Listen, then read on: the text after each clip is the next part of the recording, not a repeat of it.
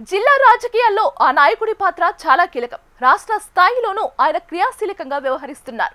కీలకమైన అంశాల్లో అధినేత కూడా ఆ నాయకుడి సలహాలు, సూచనలను పరిగణలోకి తీసుకుంటారనేది జగమెరిగిన సత్యం. ఒక మాటలో చెప్పాలంటే అసెంబ్లీలో అధికార పార్టీకి ఆయనే మేజర్ వాయిస్. అలాంటి నేత సొంత జిల్లా కేంద్రంలో చోటు చేసుకున్న ఓ బర్నింగ్ ఇష్యూను మాత్రం పెద్దగా పట్టించుకోవడం లేదట. అందరూ వస్తున్నారు, వెళ్తున్నారు, కానీ ఆ ముఖ్య నేత మాత్రం ఎందుకు రావడం లేదు? ఇదే ఇప్పుడు నగరంలో బిగ్ టాక్. ఇంతకు ఎవరా నాయకుడు, ఏమా కదా? Now watch this story. Srikakulam నగరంలో డయేరియా పంజా విసిరింది. అతిసారం ప్రబలి పలువురు అనారోగ్యం బారిన పడ్డారు.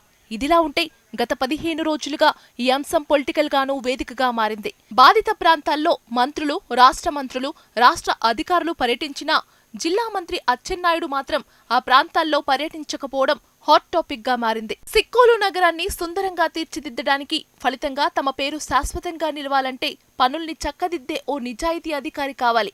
అటువంటి వ్యక్తికి పగ్గాలు ఇచ్చి నిధుల వర్షం పారించి శ్రీకాకుళం నగరాన్ని ఓ డ్రీమ్ నగరంగా మార్చాలని మంత్రి అచ్చెన్న కల. ఆ కల నెరవేరడానికి చాలా రోజులు వెయిట్ చేసి హనుమంతు కూర్మారావును తెచ్చి బాధ్యతలు అప్పగించారు. కానీ శ్రీకాకుళం కార్పొరేషన్ కు కమిషనర్ గా బాధ్యతలు స్వీకరించిన 15 రోజులకే నగరంలో డయేరియా విజృంభించడం ఆయన పదవికే ఎసురు పెట్టేలా చేసింది. అతిసారం ప్రబలడానికి కమిషనర్ కూర్మారావును బాధ్యుణ్ణి చేస్తూ నగరంలోని నాయకులు, అధికారులు సస్పెండ్ చేయించడం, అందులో తనకు ఎలాంటి సమాచారం ఇవ్వకపోవడం పట్ల మంత్రి అచ్చెన్న సీరియస్ గా ఉన్నారట. డయేరియా ఘటనపై హుటాహుటిన స్పందించారట నగర కమిషనర్ హనుమంతు కూర్మారావు. వ్యాధి విస్తరణకు కారణాలు, నివారణ చర్యలతో పాటు బాధితులకు చికిత్సపైన దృష్టి పెట్టారట.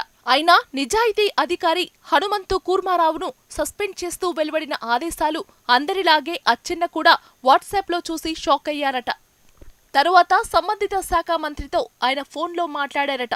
ఇటీవలే కమిషనర్ గా కూర్మారావు బాధ్యతలు స్వీకరించారని, డయేరియా వ్యాప్తికి అతన్ని బాధ్యుణ్ణి చేసి సస్పెండ్ చేయడం సరికాదని మున్సిపల్ మంత్రి నారాయణతో చెప్పుకొచ్చారట. దానిని రద్దు చేయాలని అచ్చెన్న కోరగా అందుకు కొంత సమయం పడుతుందని ఉన్నతాధికారులు చెప్పడంతో ఆయన అసహనం వ్యక్తం చేశారట. తనకు తెలియకుండా తాను ఏరికోరి మరీ తెచ్చిన కమిషనర్ను సస్పెండ్ చేయడంపై ఆగ్రహం వ్యక్తం చేశారట. కేంద్ర మంత్రి పర్యటించినా తాను మాత్రం ఈ ప్రాంతాల్లో పర్యటించలేదు మంత్రి అచ్చెన్న. ముఖ్యంగా కూర్మారావు లాంటి నిజాయితీపరుడు కమిషనర్ గా బాధ్యతలు స్వీకరిస్తే కార్పొరేషన్లో తమ పప్పులు ఉడకవని, నిధులు స్వాహా చేయడానికి, కార్పొరేషన్లో పెత్తనం చేయడానికి కుదరదని, అలాగే కార్పొరేషన్పై మంత్రి అచ్చెన్నదే పైచేయి అవుతుందనే ఉద్దేశంతో నియోజకవర్గ అధికార పార్టీ కీలక నాయుడి అభ్యర్థన మేరకే కమిషనర్ను సస్పెండ్ చేసినట్లు టాక్ వినిపిస్తుంది. ఇదే విషయం అచ్చెన్నాయుడుకు తెలియడంతో తన మాటకు విలువ లేదా, పార్టీని నాశనం చేస్తారా, కార్పొరేషన్ను భ్రష్టు పట్టిస్తారా అంటూ మంత్రి మండిపడ్డారట. ఇప్పటికే ఈ ఘటనతో కాళింగ వర్సెస్ వెలమ అంటూ రావడం పట్ల కూడా మంత్రి అచ్చెన్న మండిపడుతున్నారట. నాకు అన్ని కులాలు ఒకటే, పనిచేసే అధికారులను అందలమెక్కించాలి, అంతేగాని పనిచేసేవారిని బలి చేయడం ఏమిటి అంటూ జిల్లా యంత్రాంగంపై కూడా మండిపడ్డారట. ప్రతిపక్ష నేతలు జిల్లా యంత్రాంగాన్ని, నియోజకవర్గ నాయకులను ఎండగడితే ఎవరైతే బాధ్యులు ఉన్నారో వారిని సస్పెండ్ చేయాలి, అంతేగాని నిన్నగాక మొన్న వచ్చిన వ్యక్తిని ఎలా సస్పెండ్ చేస్తారంటూ జిల్లా యంత్రాన్ని ప్రశ్నించారంట. గత 5 రోజుల క్రితం కాళింగ సామాజిక వర్గానికి చెందిన ప్రముఖులంతా సమావేశమై తమ కులాన్ని కావాలనే అనగదొక్కేస్తున్నారని ఆవేదన వ్యక్తం చేశారట. ఇప్పటికే జిల్లాలో అధికారుల స్థాయిలో తమ వారు కనిపించకుండా పోయారని, ఇప్పుడు ఏరికోరి తెచ్చుకున్న కూర్మారావుకు కూడా పొగబెట్టేశారంటూ వీరంతా ఆందోళన వ్యక్తం చేస్తున్నారు.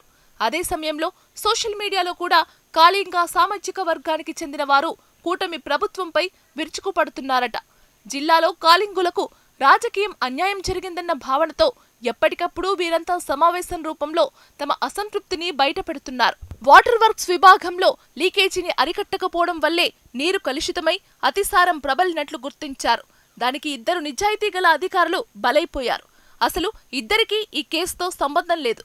తన వాటర్ బాటిల్ తానే తెచ్చుకునే డీఈఈ తన ఇంటికి వెళ్లడానికి కూడా కార్యాలయం వాహనం వాడని కూర్మారావు ఈ కుల రాజకీయాలకు బలైపోయారు అంటూ మంత్రి అచ్చెన్న మండిపడుతున్నారట.